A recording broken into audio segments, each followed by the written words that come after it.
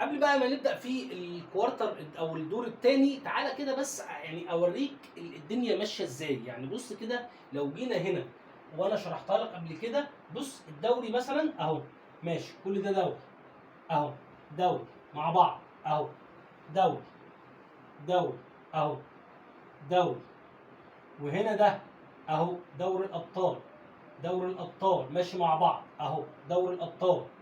خلاص، وخلي بالك ده برضو هنا بيبقى فيه دور تمهيدي، اللي هو الادوار التمهيديه الاولانيه مالناش دعوه بيها.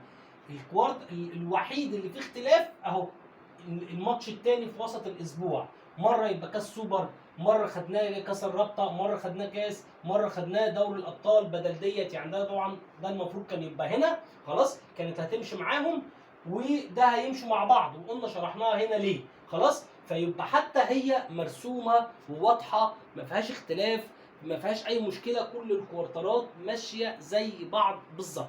خلاص، طيب تعالى بقى للكوارتر او الدور الثاني نشوف هيمشي ازاي. ودايما بنبدا بالمسابقات الخارجيه القاريه، دوري الابطال. خلاص، دوري الابطال في فرق خلاص شرحناه، ان انا ما عنديش الملحق والمجموعه واحده، هي مجموعات وخلاص شرحناها، وبالتالي هنرجع للسيستم اللي احنا شرحناه في اول حلقه، اللي هو دور ال 16 بيتلعب على مرتين، ودور الثمانية والذهاب دور ال 16 بيتلعب على مرتين، واياب دور ال 16 على مرتين، اللي هم بالنسبه للدوري الاوروبي او دوري المؤتمر بيبقوا يعني ماتشات ورا بعض. خلاص، فهنا نفس النظام كده، نجيب القلم الازرق اهو، ادي الاجنده الدوليه بيبقى قبليها هنا دوري ابطال، اياب دور ال 16، الاسبوع اللي قبليه اهو دوري ابطال، اياب دور ال 16. طبعا انا شرحتها لك ان انا ببدا دايما بالعكس عشان اعرف هتيجي هتجيبنا هنا فين، هو طبعا انا عارف يعني بس انا بوريها لك. خلاص، ادي دوري ابطال ذهاب ال 16، وهنا دوري ابطال ذهاب ال 16. خلاص، ده كده بالنسبه لماتشات دوري الابطال. بالنسبه للدوري المؤتمر او الكونفدراليه او الكلام ده كله هيبقى هيلعبوا ورا بعض. خلاص، طيب لكن هنا دوري الابطال اهو ذهاب الدور ال 16 على مرتين والاياب على مرتين. بعد كده بقى بعد الاجنده الدوليه اللي في شهر 4 دوري الابطال ذهاب دور الاربعه، هنسيب اسبوع هنلعب دوري ابطال اياب دور الثمانيه. يبقى لعبنا دور ال 16 على مرتين، وهنا دور الثمانيه، لان احنا اتفقنا ان دايما نهائيات دوري الابطال او اغلب النهائيات لكل البطولات في اخر الموسم هتبقى فاينل فور، وهقول لك مواعيدها. لكن الاختلاف بس هنا في بطولات الانديه القاريه المستوى الثاني والثالث، لان هم مش بيلعبوا فاينل فور، هم هيلعبوا النهائي من مباراه واحده مره واحده في اخر الكوارتر الاخير، وبالتالي بيلعبوا هنا دور ال 16 دور الثمانيه دور الاربعه، يعني بيلعبوا ماتشات بدري.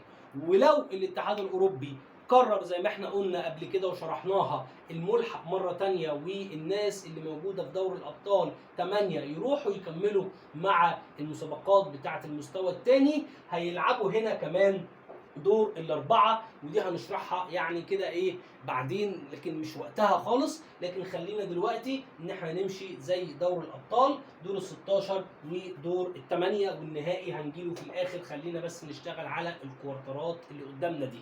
طيب ايه اللي اتبقى تاني من الكوارترات دلوقتي؟ ما بعد ما بنحط ديت بالظبط بنحط كاس العالم للانديه او المسمى الجديد الانتركونتيننتال، وبالشكل اللي احنا اتفقنا عليه في الحلقه اللي فاتت، واللي هو دور ال 16 من الذهاب والعوده، ودور الثمانيه ودور ال 16 لقاره اسيا وافريقيا ونيوزيلندا وامريكا الشماليه فقط. ومن دور الثمانيه بيبدا ان هو يخش معانا بطل اوروبا او اول وثاني اوروبا واول وثاني امريكا الجنوبيه.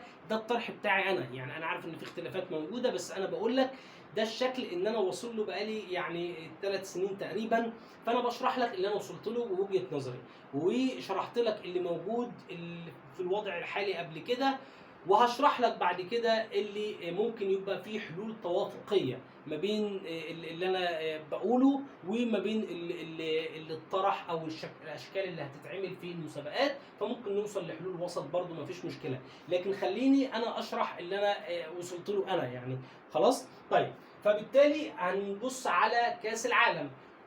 اللي هو الانتر كونتيننتال، سواء دور ال 16 او دور الثمانيه. اي نعم دور ال 16 ما يهمش الاوروبيين في حاجه خلاص، والاوروبيين هيستفيدوا من الوقت دوت زي ما هتعرف بعد كده هيستفيدوا منه ازاي. بس تعال نحط مواعيد كاس العالم للانديه عشان تبقى عارفها. مواعيد كاس العالم للانديه هنكتبها لك كده باللون الاحمر اهو. ادي كاس العالم للانديه او الانتر كونتيننتال دور ال 16، وادي كاس العالم للانديه دور ال 16 برضو اللي هو الاياب، وده خاص بقاره اسيا وافريقيا وامريكا الشماليه ونيوزيلندا زي ما اتفقنا. خلاص الأوروبيين هيستغلوا الميعادين دول في مباريات كؤوس على طول زي ما حضرتك كده قلت بالظبط. نفس النظام هنا، ادي محلي محلي محلي يعني ايه؟ يعني برضو يستخدم في مباريات الكؤوس، وبالتالي الاوروبيين في الكوارتر الخامس والسادس عندهم 5 مواعيد ممكن يستغلوها. المانيا بياخدوا ميعادين 3 راحه، اسبانيا بيلعبوا كاس السوبر من ذهاب وعوده، الانجليز عشان عندهم بطولتين كاس فبيستغلوا المواعيد دي كلها في البطولتين بتوع الكاس، وبيلعبوا دايما هنا قبل الاجنده الدوليه ديت. لو انت مركز يعني هتلاقيهم بيلعبوا كاس الرابطه، نهائي كاس الرابطه بيلعبوه في الفتره ديت خلاص، وبيلعبوه يوم سبت بالمناسبه او حد، وبيأجلوا الفرقتين اللي بيلعبوا الدوري وبيخلوهم يلعبوه في وسط الاسبوع. فيبقى الانجليز بيستغلوا كل اللي بالاحمر دوت للكؤوس، اسبانيا بتستغل بعضه للكؤوس والبعض الاخر لكاس السوبر زي ايطاليا، المانيا بياخدوا راحه، هكذا كل دوله بتعمل فيها اللي هي عايزاه.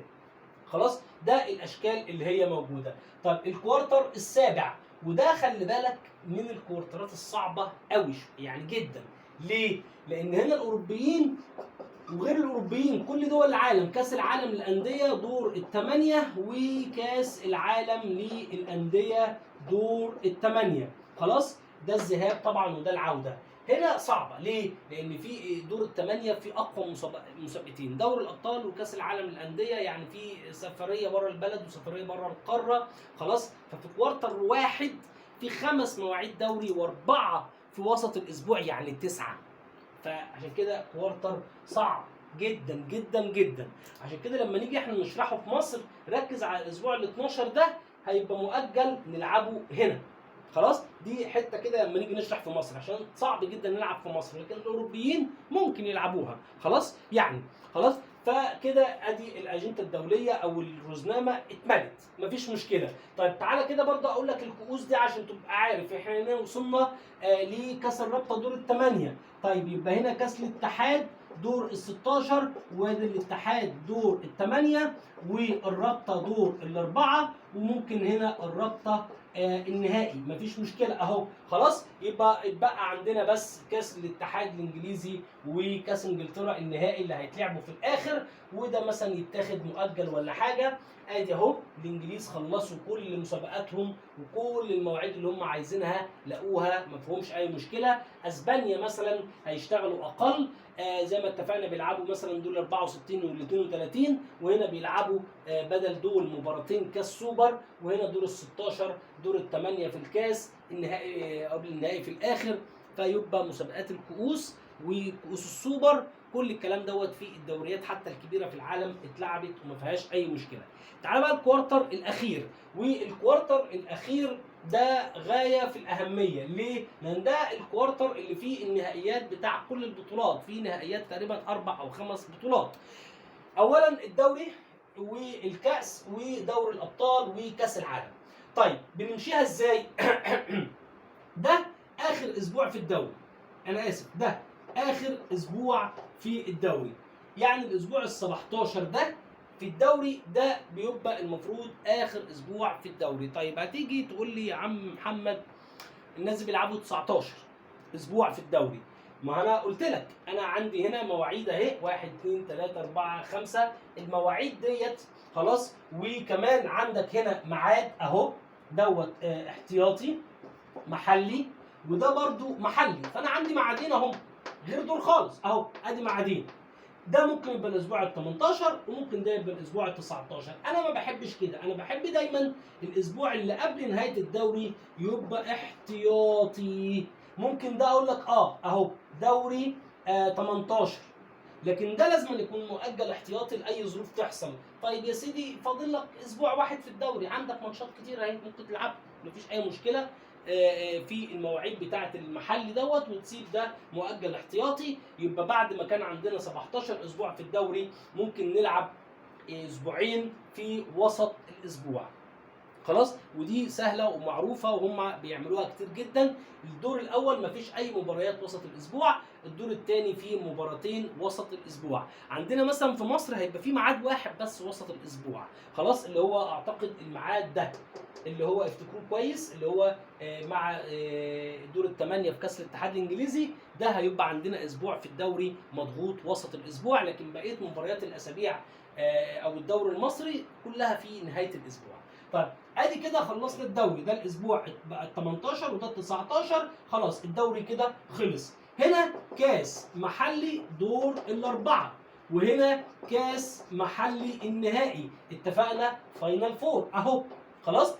طيب بعد كده دوري ابطال دور الاربعه، وهنا دوري ابطال النهائي فاينل فور.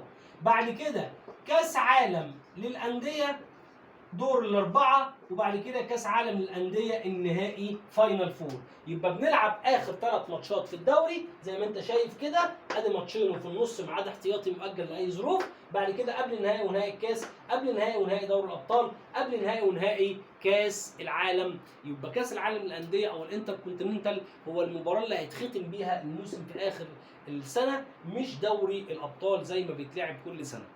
خلاص، ده الطرح بتاعي انا، وده اللي انا اشتغلت عليه. خلاص، خلي بالك برضو في يعني حاجه كده عايز اقولها لك برضو. لو خدت بالك ان دايما احنا ماشيين المسابقات ماشيه مع بعض. يعني هنا في الدور الاول اللي فيه المجموعات بنلعب في المسابقات المحليه لحد دور ال 32 او ال 16، وطبعا معاهم الادوار التمهيديه. هنا لما دخلنا في دور ال 16 لقيت مثلا دور ال 16 ودور الثمانيه في الكاس هنا، ومعاهم هنا دور ال 16 في دوري الابطال، كان معاهم دور ال 16 في كاس العالم. طب هنا دور الثمانيه في دوري الابطال، معاهم دور الثمانيه في كاس العالم. خلاص، فيبقى والنهائيات كلها فاينل فور في اخر الموسم. ليه؟ ان احنا المستوى الفني لازم يبقى يعني فيه تدريج طول الموسم. علشان كده مثلا ميعاد الانتر كونتيننتال لما يبقى هنا انا كنت معترض عليه، لان في نهايه الدور الاول. خلاص، لما تلعب مباريات كاس سوبر مثلا في الكوارتر، يعني يا ريت في بدايه الموسم اقول لك الدرع الخيريه ولا مباراه افتتاحيه، لا ده في الكوارتر الثاني. كاس سوبر المصري هيبقى في الكوارتر الثالث، فليه في الكوارتر الثاني او الكوارتر الثالث والرابع والكلام ده كله نعمل نهائيات المسابقات بتاعتنا؟ خلاص، لا، النهائيات دايما تبقى في اخر الموسم، وانت ماشي طول الموسم المستوى الفني ماشي مع بعض، دور ال 32 دور ال 16 بعد كده دور الثمانيه دور الاربعه، وهكذا المسابقات تمشي مع بعض، والتدريج في القوه يمشي مع بعض. ما ينفعش نعمل نهائيات بعد الكوارتر الثاني او الثالث في وسط الاسبوع او في نص الموسم، وعايز النادي يبقى يسيب اللي وراه. ما انت عشان تلعب نهائي بطوله انت تسيب اللي وراك، يعني لو عندك ماتش في الدوري خلاص مش هتبص له. ودي نقطة مهمة جدا جدا جدا في اوروبا بياخدوا منها. علشان كده برضو يقول لك ايه بتوع دوري الابطال بيلعبوا في الدوري السبت عشان يروحوا ده كلام مهم. امتى الناس دي اللي بيلعبوا في دوري الابطال يلعبوا سبت ولا حد؟ وعشان كمان وهو بيلعب السبت في الدوري هتبقى عينه على ماتش دوري الابطال. اقول لك في المجموعات تعدي، لكن في الادوار الاقصائيه هيبقى مركز قوي، فممكن يريح لعيبه عنده في الدوري. طب انا عايز الدوري بتاعي يتلعب باقصى حاجه عندك، مش تريح اللعيبه بتاعتك في الدوري عشان دوري الابطال. يبقى من مصلحتي ان انا قبل ما تروح انت تلعب دوري الابطال اديك راحتك، اديك مباراه مش مهمه. يعني ايه؟ يعني دايما الاسابيع اللي في الدور الثاني دي، الاسبوع السادس والخامس والثامن والتاسع وال11 وال13، الاسابيع ديت الانديه اللي بتلعب في المسابقات الخارجيه ما تلعبش مع بعض. هتقول لي هتعمل دوري موجه؟ اعمل دوري موجه عشان احافظ على قوته. يبقى الاهلي وبيراميدز مثلا بيلعبوا في دوري الابطال، ما جيش قبل دور الثمانيه في دوري الابطال وعلى اعتبار ان الاثنين يوصلوا وهما الاثنين يلعبوا بعض في الدوري قبل ما يلعبوا في دوري الابطال بثلاث اربع ايام. انت كده بتدمر المسابقه بتاعتك. فلا، انا عايز احافظ على المسابقه بتاعتي. يبقى الانديه الكبيره اللي عندي اللي بتلعب في المسابقات الخارجيه ما يلعبوش مع بعض قبل ما يلعبوا في المسابقات الخارجيه مباشره، عشان هتبقى عينيهم على المسابقات الخارجيه. خلاص، في تفاصيل كتيره جدا جدا جدا في الدوري يعني او في الجداول دي مهمه قوي. كل تفصيله صدقني خدت يعني مننا مجهود كبير جدا علشان كل تفصيله، الراحه، المسابقه دي بعد ديت، المؤجلات امتى تتلعب. خلاص، فبعون الله كل تفصيله موجوده عندنا ومركزين فيها ان شاء الله. خلاص، ده كده بالشكل اللي انت قدامك، ده الرزنامه المقترحه مننا يعني. خلاص، في بس حاجه، لو خدت بالك قلنا الدور الاول ماشي مع بعضه يعني كان شكله اجمل ومنتظم جدا يعني. طب الدور الثاني حقيقه في اختلاف. الدور الثاني لا، الدور الثاني علشان اولا ادوار اقصائيه، فاحنا بنمشي حسب الادوار الاقصائيه زي ما انت شايف كده. فمفيش بقى السيمتريه اللي كانت موجوده ديت، وكمان مفيش اجندات دوليه في الكوارتر في الاسبوع في الدور الثاني، فالدنيا مرتاحه اكتر وعندنا ايام اكتر، لان الثلاث ده والثلاث ده ما كانش موجودين هنا. فالدور الثاني مريح اكتر، والدور الثاني كله ادوار اقصائيه. فالاهم ان احنا نلعب الادوار الاقصائيه زي ما انت شايف كده، دور ال 16 مع ال 16، ال8 مع ال8، النهائيات مع بعض. ده اهم من السيمتريه اللي فوق. ده كده الشكل، وده يتوافق مع الانجليز نفسهم.